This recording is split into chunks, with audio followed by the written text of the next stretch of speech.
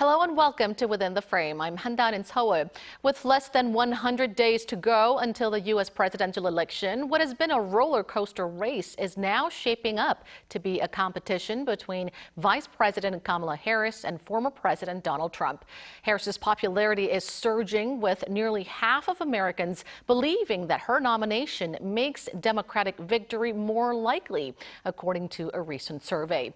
As the Democratic Party began the process of formally nominating Harris for president, Trump stepped up attacks against his likely contender, but some of them backfired, worrying some Republicans. For the latest news, polls, key events, and an expert's take on the prospects for the election landscape, we have Seo Jung-gun, professor of political science at Kyunghee University, joining us via Zoom. Welcome to the program.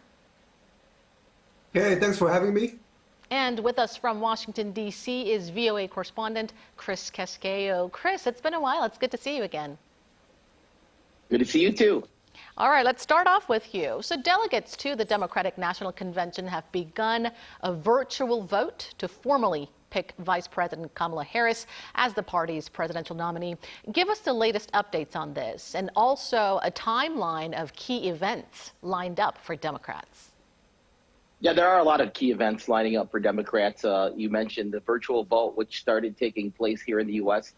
Yesterday, August 1st, and it will go through August 5th to formally pick Vice President Kamala Harris as the party's nominee for president in the November 5th election. The DNC, the Democratic National Committee, has pledged to deliver a nominee by August 7th. Harris is also expected to announce her vice presidential pick in the coming days.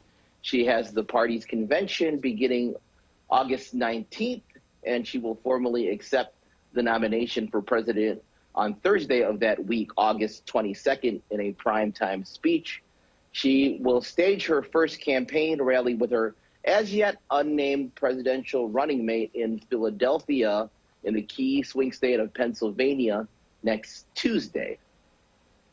Harris was the only candidate to qualify for the Democratic presidential ballot, and she's expected to earn support that far exceeds the required threshold in the roll call vote, right? And the DP's actual convention, set to be held later this month in Chicago, will be another key event to watch out for. And also, staying with you, Chris, the Kamala Harris effect on the polls has been quite dramatic, with Harris leading Trump in some of the latest surveys. Give us the latest polling analysis of the rapidly evolving presidential election. Yes, in the days since Vice President Harris replaced President Biden on the ticket, it appears that she has wiped out former President Trump's lead in the so-called battleground states. Now, a Bloomberg News Morning Consult poll showed Harris and Trump in a tight race across all those battleground states, with 48% backing Harris and 47% saying that they support Trump. Harris has seen a polling surge largely on the strength of support from young, Black, and Hispanic voters. That's the so-called Obama coalition that powered former President Barack Obama to the office in 2008.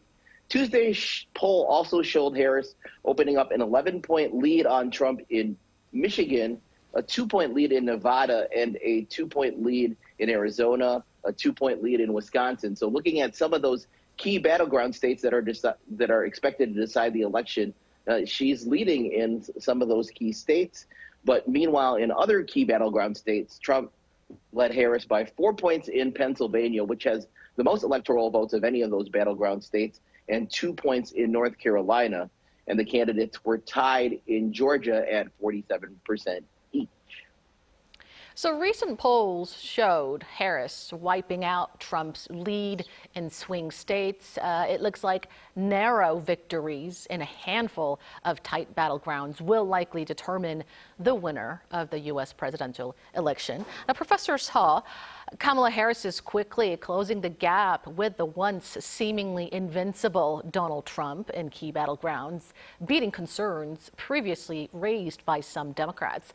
What's behind her surging popularity, and do you expect the honeymoon phase to last?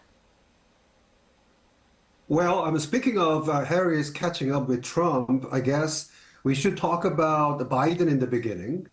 for the whole 6 months of this election year, Democrats have been so disappointed with President Biden because of high inflation, border crisis, and his age. So Democratic voters have almost lost their appetite for voting at all in the presidential election. Now with Biden stepping aside and Harris stepping up to the plate, Democrats have a new candidate they can rally behind for the first time during this critical election season. When you look at the recent Economist polling, you can see the dramatic increase in the favorability of the new candidate, Kamala Harris, compared to Biden. So the number one reason for Harris' surge in popularity has to do with Biden stepping aside and Democrats re-energized for the election by which they believe they can stop Trump from coming back to power. The second reason for Harris' momentum is about Harris herself. Although she, as the vice president, had low approval rating and little achievements, especially concerning the immigration issue, now Democrats look at her as relatively young, Black and Asian woman and former prosecutor turned candidate running against the former President Trump. Of course, people don't know well about Harris yet, and that's another plus for Harris. And in any case, replacing the white old man, Harris herself is a new kind of candidate for whom Democrats from every corner throw their fresh support. Well, it all happened so quickly, right? Harris is rapidly gaining traction with voters across the United States, making huge grounds with young voters as well. But some experts also say that numbers may fluctuate until November if the excitement and enthusiasm, as you mentioned, that has been gathered since Biden's exit wears off. And the Trump campaign's strategy against Harris could also affect her popularity going forward. Now, Chris, we have less than 100 days to go until American voters head to the polls. Let's take a moment to review the main pledges of both the Republican and Democratic campaigns. Walk us through the key points. Well, it just depends on which party wants to frame the election, around the issues that it thinks are important. And Democrats see access to abortion rights as a winning issue for them, and it's bared out over the last couple of elections since Roe versus Wade was overturned here by the U.S. Supreme Court in 2022. Now, the Harris is betting on support for abortion, driving voters to the polls in November, while Donald Trump and the Republican Party have toned down their anti-abortion public stances on the matter. They barely talked about it at their convention a couple of weeks ago. Trump favors each side deciding the issue, although he does take credit for that 2022 Supreme Court decision that overturned Roe versus Wade because he put 3 of the justices on the court that ended up being key in overturning that ruling. But Republicans want to frame the election around illegal immigration and the southern border because they think that is a winning issue for them. And the Trump campaign tries to link Vice President Harris to Biden immigration policy by calling her his border czar, but that's not being entirely forthcoming.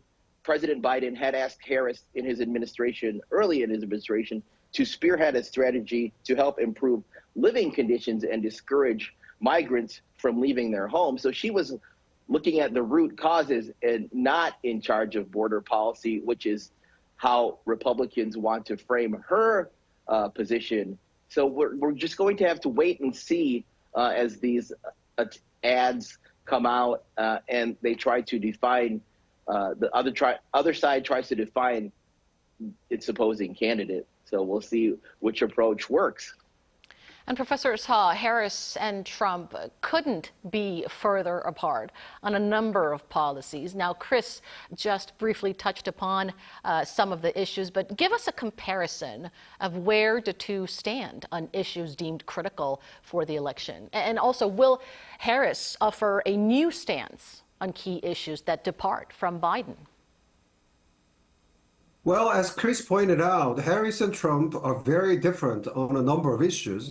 For some issues, Trump is on the offensive and Harris on the defensive, and vice versa.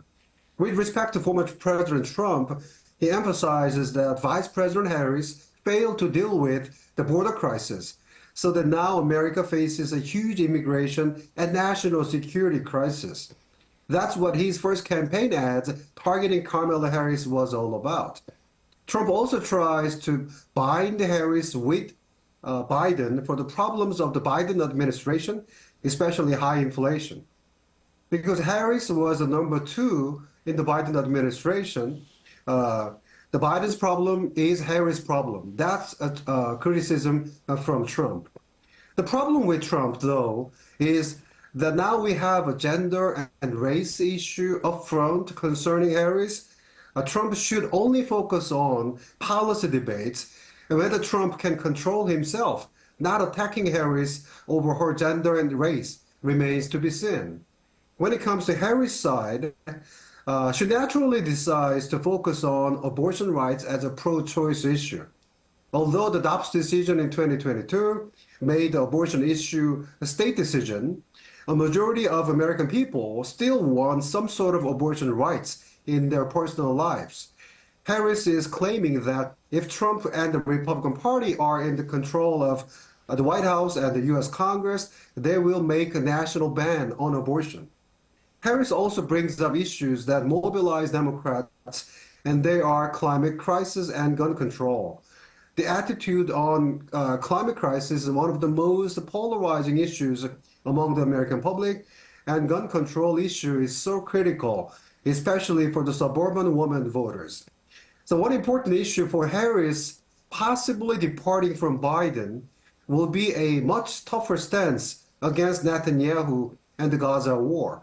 It is so critical for maintaining her popularity among the young voters who care deeply about the humanitarian cost of the Israel-Hamas war. And Chris, as you mentioned at the top, who Harris will pick as her running mate is also at the center of attention. Who are the potential candidates and who's being touted as the best choice for Democrats?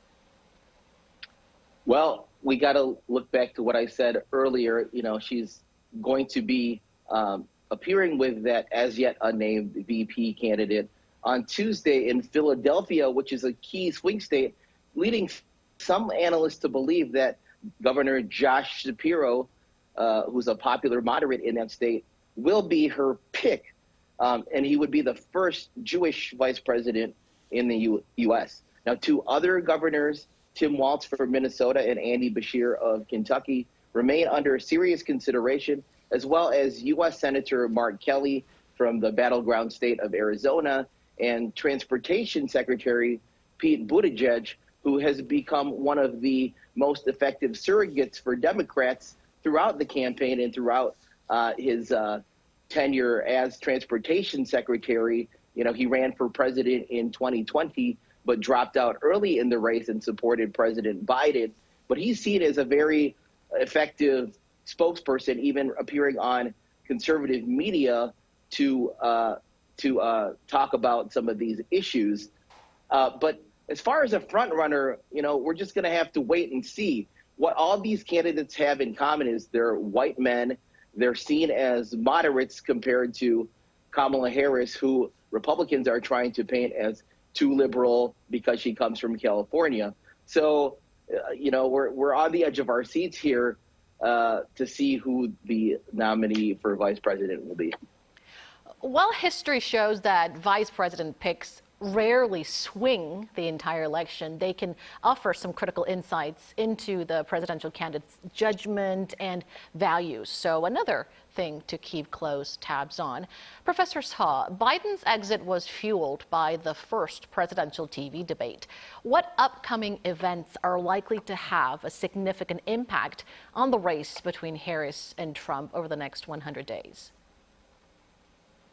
Well, I believe that this year's election will be a reminder of the previous elections in 2016 and 2020, where Trump was also the candidate. Well, first in 2016, the first ever female candidate, Hillary Clinton, had to face the criticism of being soft on national security. Harris will be the same, so that if there is going to be some sort of October surprise, like North Korea's provocation this fall, Harris will be tested in the national stage for the first time. In 2020 case, there was the death of George Floyd, which generated the Black Lives Matter movement. If there is going to be another George Floyd tragedy in 2024, I'm not sure how they will play out this time around. It could be a mobilizing factor, obviously, for Harris, and yet the backfire, like white mobilization, might be also the possibility in favor of Trump. For sure, the debate will be very important. People remember the June debate as a history-making, where the incumbent president ultimately had to step aside as a candidate. And people are also very curious about who Harris is as a candidate for the president. So the viewership will be so high, and the stake will be very high as well. And Chris, we also want to get your thoughts on this. Right. Talking about the debates, it's funny going into the last debate at the end of June. A lot of the analysts were saying that debates really don't sway voters, but then it ended up Biden ended up dropping out of the race. So this debate, this forthcoming debate that has yet to be determined, might take on heightened importance because of the compressed nature of the race, with us being less than 100 days out. Now, Harris told the rally in Georgia on Tuesday that Trump seems to have a lot to say about her, but does not want to debate in September as scheduled. Now, the Trump and Biden campaigns had agreed to a September 10th debate hosted by ABC News, but Trump had suggested that a change in a candidate atop the ticket has given him the right to push for changes, potentially involving the host or format. He has suggested that Fox News, conservative-leaning network, would be a better place to host the debate. Now, there's also the matter of Trump's criminal cases. He's scheduled to be sentenced on September 18th after his conviction in that hush money case in New York City. But Trump's attorneys have asked the judge to throw out the conviction after the U.S. Supreme Court ruling on presidential immunity. And also, U.S. universities are back to school in the next few weeks in August and September. And there were a lot of protests against Israel's actions in Gaza in the spring. So we're going to have to see if those protests pick up again once students return in the fall, and how each of the candidates responds to those protests if they happen. And of course, the October surprises are out there. We just don't know what's going to happen. I mean, July was a very fast and furious month as far as news, with the assassination attempt on President Trump and then President Biden dropping out of the race a week later. So we seem to have had October surprises even as early as July. So, I think we should just prepare for another roller coaster ride through November. And before we let you go, Professor Seo, what strategy does South Korea need as the U.S. election day draws near? Well, of course, Trump's America and Harris' America will be two different America, so that we need to prepare for the two very different scenarios when it comes to trade, U.S.-China relations, burden sharing, war in Ukraine, war in Gaza, and almost everything. But one thing I could recommend is that elections show a lot really going on in the United States, so that we should be very carefully analyzing what the candidates say and why they say so. The election time, in other words, is a perfect time to watch continuity and change in American society and foreign policy. So I believe that instead of only paying attention to who's ahead, neck and neck type of election race, I suggest that we should try to understand where the American politics, foreign policy, and the economy is going through the lens of candidates' strategies and promises. That's my 2 cents. Well, not only South Korea's national interests, but the international order will also depend heavily on who takes the helm of the United States. So we'll continue to watch very closely for the next 3 months. Thank you, Professor Seo, for sharing your perspectives. Thank you. And many thanks to you as well, Chris, for being with us. We appreciate it. Always good to join you. And that does it for this edition of Within the Frame. Thank you for watching, and we'll be back with more same time next week. Have a great weekend.